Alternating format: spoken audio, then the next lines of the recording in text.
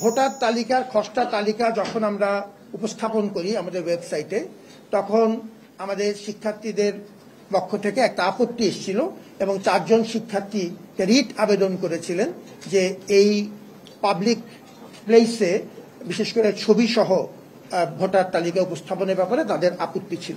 সেই অনুযায়ী সেটা আমরা নামিয়ে নিয়েছিলাম এবং ওই অভিজ্ঞতাকে মাথায় রেখে আমাদের বিজ্ঞ আইনজীবীরা আমাদেরকে পরামর্শ দিয়েছিলেন যে ভোটার তালিকার যেহেতু প্রাইভেট এলিমেন্টস আছে সেটিকে আমরা পাবলিক ডিসপ্লে করতে পারবো কিনা, কিন্তু যেহেতু এবারে আবারও অনুরোধটা এসছে আমরা তাদের সাথে পুনরায় আলাপ করেছি আমাদের বিজ্ঞ আইনজীবীদের সাথে, এবং বিজ্ঞ আইনজীবীরা আমাদেরকে এবার যে পর্যবেক্ষণ দিয়েছেন সেটি হচ্ছে আমি তাদের পরামর্শ নিম্নরূপ: কোনো প্রার্থী যদি নির্দিষ্ট ও যৌক্তিক কারণে নির্দিষ্ট কারো স্বাক্ষর পর্যবেক্ষণ করতে চান সেক্ষেত্রে যথাযথ প্রক্রিয়া আবেদন করলে কর্তৃপক্ষ কর্তৃক মনোনীত বিশেষজ্ঞ বা মনোনীত ব্যক্তিবর্গের উপস্থিতিতে তা দেখানো যেতে পারে। অর্থাৎ এখন আমরা সিসিটিভি ফুটেজ এবং ভোটারদের স্বাক্ষরিত তালিকা উভয়ই একটা নির্ধারিত পদ্ধতি অবলম্বন করে আমাদের আইনজীবীদের পরামর্শক্রমে এটি দেখানোর জন্য আমরা প্রস্তুত আছি। আমার এই অংশটুক নির্দিষ্ট অভিযোগের উত্তরে লিখিত যে বক্তব্য সেটি আমি বললাম, এবং আমি জানি যে আপনাদের আরেকটি গুরুত্বপূর্ণ ইভেন্ট কভার করার বিষয় আছে বেলা 12টায়। আমি সময়ের ব্যাপারে সচেতন আছি, তো সেই হিসাবে আমি শেষ যে কথাটি বলতে চাই সেটি হলো আমাদের কারো প্রতি কোনো অনুযোগ নেই, আমরা সামনের দিকে তাকাতে চাই। এই বিশ্ববিদ্যালয়কে ভালোবেসে আমাদের সমস্ত অংশীজনরা আমরা একসাথে হয়েছি, যেমন আপনি আমার হাত ধরেছেন, আমি আপনার হাত ধরেছি। যারা এই নির্বাচনের জিতেছেন এবং যারা নির্বাচনে বিজিত হয়েছেন, এ কথাটা আমি আগেও বলেছি, ডাকসু মতো একটি ছাত্রদের অধিকার ভিত্তিক গণতান্ত্রিক প্রতিষ্ঠানকে পুনর্জীবিতকরণ সক্রিয়করণে উভয় পক্ষের গুরুত্বপূর্ণ ভূমিকা আছে এবং তাদের সে অবদান আমরা অত্যন্ত কৃতজ্ঞতার সাথে স্মরণ করি। ডাকসু মূলত আমাদের শিক্ষার্থীদের প্রাণের দাবি এবং এটি গণ অভ্যুত্থানের মৌলিক যেসব মূল্যবোধ, মানুষের অধিকার রক্ষা করা, মানুষের মত প্রকাশ করা এবং বৈষম্য নিরসনে গণতান্ত্রিক একটি প্ল্যাটফর্ম তৈরি করা, এই প্রত্যেকটি মূল্যবোধের সাথে সঙ্গতিপূর্ণ বিধায় অনেক ঝুঁকি নিয়ে আপনাদের সাহায্যে এই ডাকসু নির্বাচন আমরা অনুষ্ঠিত করেছি, যেটি সর্বমহলে একরকম গ্রহণযোগ্যতা পেয়েছে।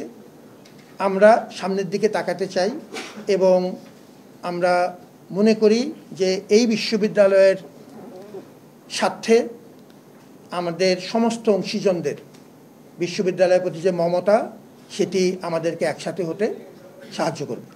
আমার বক্তব্য দূরে ছিল, আপনাদের যদি কোনো প্রশ্ন থাকে। জি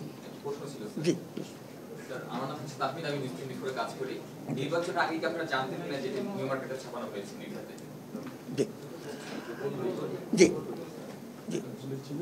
জি এটার উত্তর তো আপনি শুনলেন, আমাদের ভেন্ডরদের পরিষ্কার ব্যাখ্যা আছে।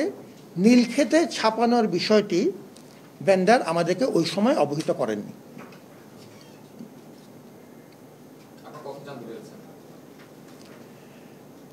এটা তো আপনি লিখিত দেখলেন। আমরা যখন এই বিষয়ে অভিযোগ পেলাম আমরা তাকে অফিসিয়ালি তলব করলাম এবং তাকে যখন কারণ দর্শিয়ে ব্যাখ্যা চাওয়া হলো সেই ব্যাখ্যার পরিপ্রেক্ষিতে এই তথ্য এসছে।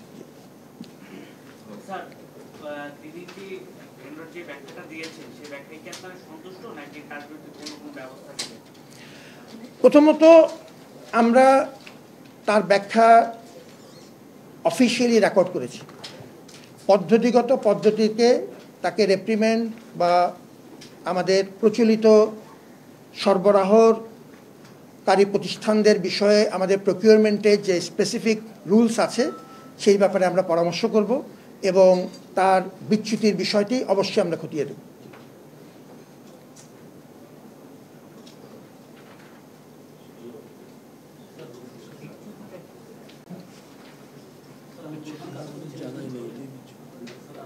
অনেকগুলো অভিযোগ এসেছে, আপনারা কি সবগুলো অভিযোগই মানে আমল নিয়ে নিষ্পত্তি করছেন কিনা?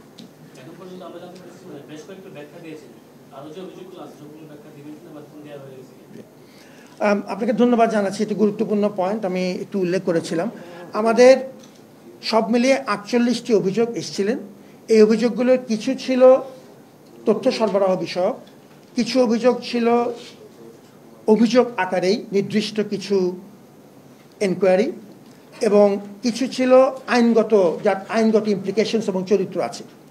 ফলত আমরা আমাদের কারিগরি টিম, আমাদের সম্মানিত আইসিটির পরিচালক আমার সাথে আজকে আছেন, এবং আমাদের কিছু অভিযোগ প্রক্টর টিমের সাথে সম্পর্কিত, আজকে আমাদের সম্মানিত প্রক্টর এবং তার দল এখানে আছেন। কিছু অভিযোগ আমাদের আইনের টিমের সাথে আমরা করেছি, এবং সেক্ষেত্রে আমাদের দুজন বিজ্ঞ আইনজীবী, ব্যারিস্টার মনিরুজ্জামান এবং ব্যারিস্টার বেলায়েত হোসেন, তাদের পরামর্শ এবং আইনি মতামত আমরা নিয়েছি। আর আমাদের ইনহাউস লয়ার, যে আমাদের ল রিটাইনার আছেন ব্যারিস্টার অমিত তালুকদার, জি, তিনি আছেন আজকে আমাদের সাথে। তো আমরা অভিযোগগুলোকে প্রথম ক্লাস্টারিং করেছি, অভিযোগগুলো কোনটা কি ধরনের বিষয়ের, চরিত্রের, আইনগত, কারিগরি, এনকোয়ারি সংক্রান্ত, তথ্য প্রদান সংক্রান্ত ভাগ করে 48টি ক্লাস্টারিং করে যে অভিযোগগুলো ছিল খুব স্পেসিফিক, কিছু নির্দিষ্ট ব্যক্তিকেন্দ্রিক, এটা তারই অভিযোগ, তাকে উত্তর দেওয়া দরকার, এরকম অভিযোগ আমরা 69 ধারায় আমাদের গঠনতন্ত্রের 69 বিধি অনুযায়ী আমরা তাকে ব্যক্তিগত পর্যায়ে উত্তর দিয়েছি। দাপ্তরিক পত্র ব্যক্তিকে টার্গেট করে। কিছু অভিযোগ যেগুলো আমরা বড় মাপে আমলযোগ্য, কিন্তু অনেকে একই কথা বলেছেন, যেমন সিসিটিভি ফুটেজ দেখার যে অধিকার, কিংবা আমাদের ভোটার সিগনেচার সহ ভোটার তালিকা দেখার অধিকার, এই বিষয়গুলো আমরা বিজ্ঞপ্তি আকারে সর্বসাধারণের জন্য বিজ্ঞপ্তি আকারে প্রকাশ করেছি।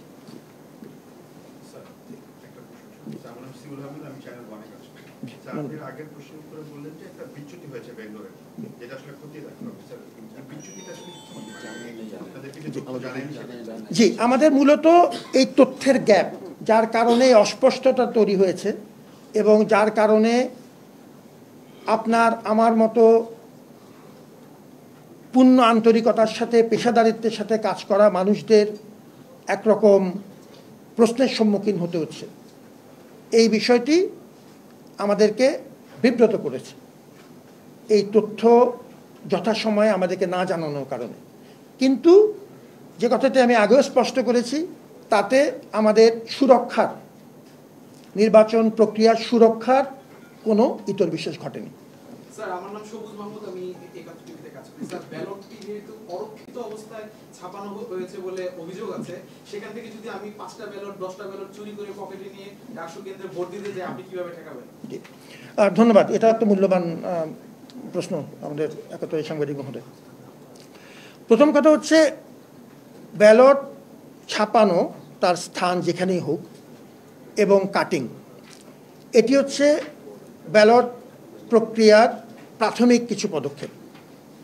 সুরক্ষা পর্ব কমপক্ষে 5 স্তর, কোনো কোনো ক্ষেত্রে 6 স্তর বিশিষ্ট। এটি সাংবাদিক হিসেবে আপনিও জানেন, আমি শুধু রিপিট করছি। রিস্ক্যান করা, কোড আরোপ করা, কোডের সাথে মেশিনের কম্প্যাটিবিলিটি দেখা, তারপরে সেটিকে মেশিন রিডেবল করা, প্রিটেস্ট করার পরে সিলগালাকৃত খামে সেগুলো আমাদেরকে সিগনেচার সহ আমরা বুঝে নিব। এরপর আমাদের সম্মানিত চিফ রিটার্নিং অফিসার সেটি সাইন করবেন। এরপর কেন্দ্র প্রধান, যিনি একজন রিটার্নিং অফিসার কেন্দ্রের দায়িত্বে, আমাদের সম্মানিত প্রফেসর একাডেমিক এসেছেন, কেন্দ্রের দায়িত্বে থাকেন, তিনি সিগনেচার করে বুঝে নেওয়ার পরে ওই 5 বা 6 স্টেপ কমপ্লিট হলেই তখনই শুধুমাত্র এটি ব্যবহারযোগ্য হবে।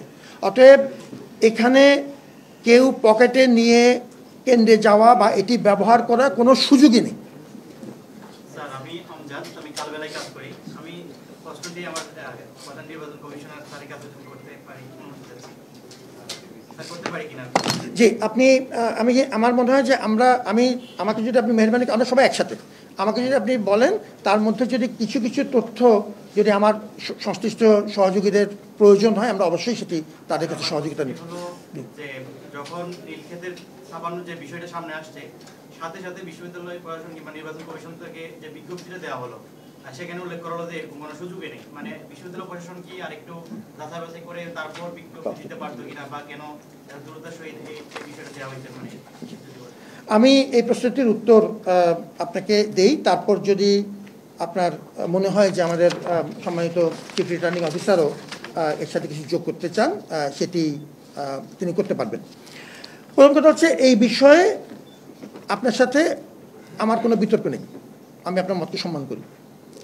আমরা যেটা তখন বলেছিলাম আমাদের 24শে সেপ্টেম্বরের যে অফিসিয়াল বিবৃতি সেটা আপনার কাছেও আছে, যেটি বলেছিলাম সেটা আমি অবিকল পড়ে শোনাচ্ছি।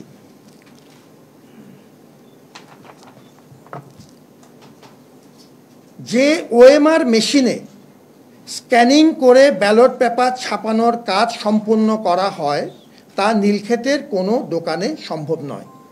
তার আগের লাইনটি হচ্ছে দায়িত্বপ্রাপ্ত প্রতিষ্ঠান ব্যালট পেপার ছাপানোর পর নির্দিষ্ট পরিমাণ কাটিং করে তা ওএমআর মেশিনে প্রি স্ক্যানিং পূর্বক মেশিনের পাঠযোগ্যতা নিশ্চিত করে অর্থাৎ মেশিন রিডেবিলিটি করে সিলগালাকৃত প্যাকেটে সরবরাহ করেন।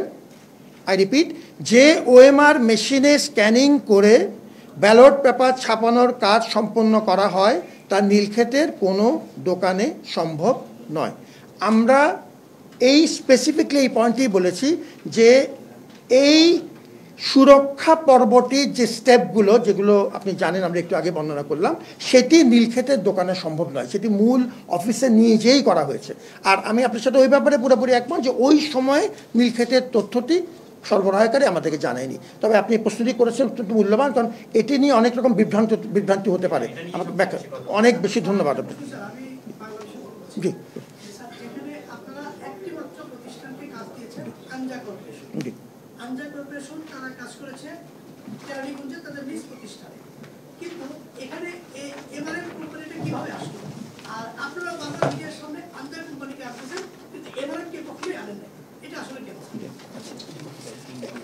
অ্যাগেইন অত্যন্ত মূল্যবান একটি প্রশ্ন তুলেছেন। আমাদের অস্পষ্টতা যেন কোনোভাবেই না থাকে এটার জন্য আমি ডকুমেন্টেশনটা একটু পরিষ্কার করে নেই।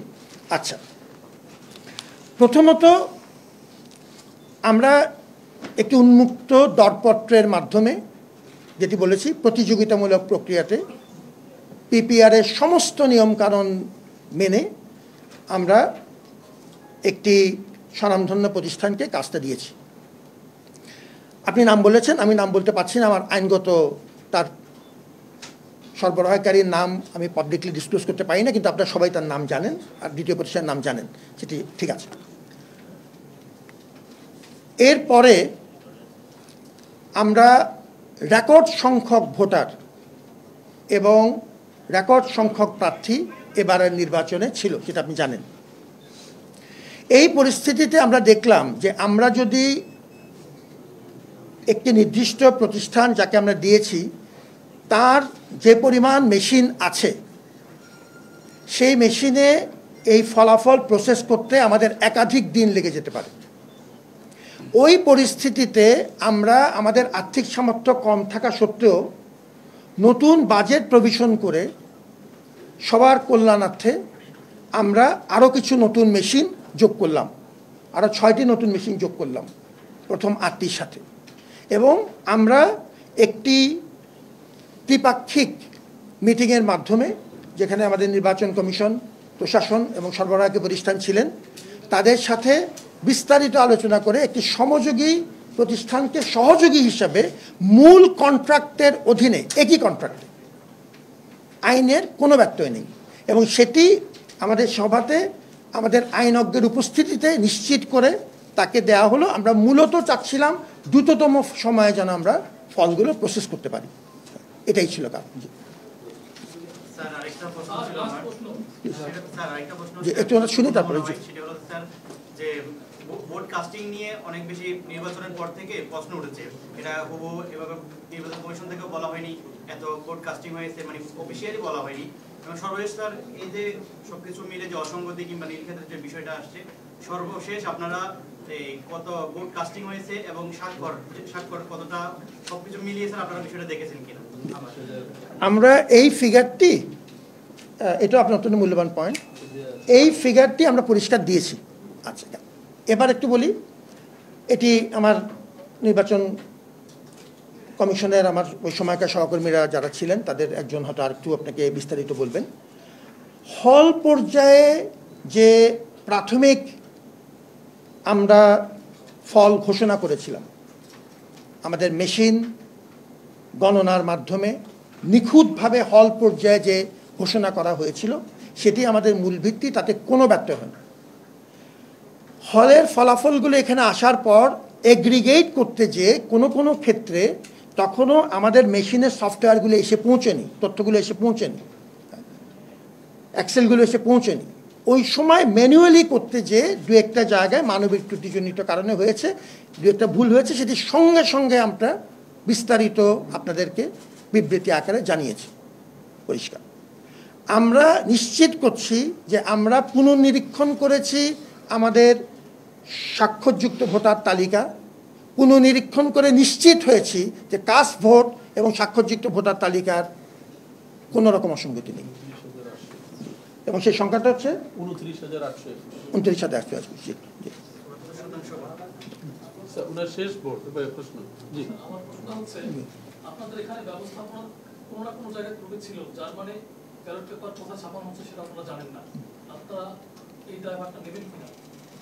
ব্যালট পেপার কোথায় ছাপানো হচ্ছে সেটা জানেন না। জি, প্রথমত হচ্ছে আপনার যে মতামত, বিশ্লেষণ বা মূল্যায়ন যে এটা দায়ভার কার উপর পড়বে, এটা নিয়ে আমার কোনো বিতর্ক নেই। আপনি একজন পেশাজীবী সাংবাদিক, আপনি যদি দায়ভারের বিষয়টি যে কোনো কাউকে দিতে চান সেটি দেওয়ার অধিকার আপনার আছে। আমাদের এই বিষয়ে ফ্যাক্টস হচ্ছে পরিষ্কার দুটো। নীলক্ষেত বিষয়ক তথ্যটি আমরা যথাসময়ে সরবরাহকারী আমাদেরকে জানাননি, সেটি তিনি লিখিতভাবে স্বীকার করেছেন, ক্ষমা প্রার্থনা করেছেন। আমরা সে অনুযায়ী ব্যবস্থা যা প্রয়োজন, আমাদের আইনে যা প্রয়োজন সেটি আমরা দেখব। এখন আমাদের যদি আপনি ইমপ্রুভমেন্টের পয়েন্ট অফ ভিউ বলেন, আরও কি ভালো করা যেত, আমি সেটা পুরোপুরি একমত, আরও ভালো করা যেত, আরও ভালো করার সুযোগ যদি থাকে সেটা করতে পারতাম। আমাদের তরফ থেকে সুরক্ষা পর্বে ন্যূনতম কোনো বিচ্যুতি হয়নি। সুরক্ষা পর্বে আমরা নিয়মিতভাবে মূল অফিসের সাথে যোগাযোগ রেখেছি। আমরা এই অফিস থেকে জিনিস বুঝে নিতে, যেটি বললাম, এই 5 বা 6 স্তরের প্রত্যেকটি পর্ব নিশ্চিত করেছি। আজকে আমাদের নির্বাচন কমিশনের সম্মানিত সদস্যরা আছেন, আমার আইসিটি ডাইরেক্টর মহোদয় আমার সাথে আছেন, এরা উদয়স্ত পরিশ্রম করেছে। আমাদের দিক থেকে সুরক্ষার ব্যাপারে কোনো রকম বিচ্যুতি হয়নি। কিন্তু আপনি যেটি বলেছেন যে এটি যদি আমরা আরও ভালো করতে পারতাম কিনা, তার উত্তর হচ্ছে আরও ভালো করার চেষ্টা করতে পারতাম। আপনাদেরকে আবারও কৃতজ্ঞতা জানাই যে অত্যন্ত অল্প সময়ে আপনারা আমাদের নোটিশে এসেছেন, আরেকটি গুরুত্বপূর্ণ অংশ আপনি কভার করবেন। ধন্যবাদ, আপনাদের সহযোগিতা চাই।